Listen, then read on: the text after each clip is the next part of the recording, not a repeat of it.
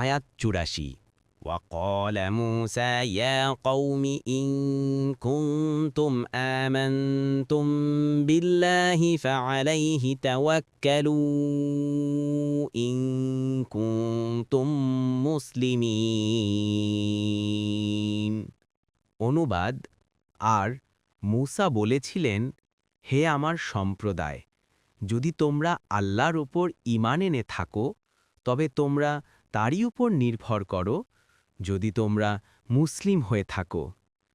তফসির ১ নং ফুটনোটের বিবরণ।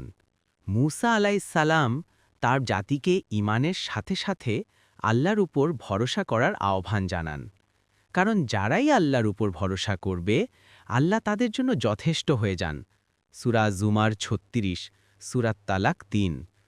আল্লাহ তাআলা পবিত্র কুরআনের বিভিন্ন স্থানে ঈমান ও ইবাদতের সাথে তাওয়াক্কুল তথা আল্লাহর উপর ভরসা করার জন্য জোর নির্দেশ দিয়েছেন, যেমন সূরা হুদ ১২৩, আল মুলক ২৯, আল মুজাম্মিল ৯।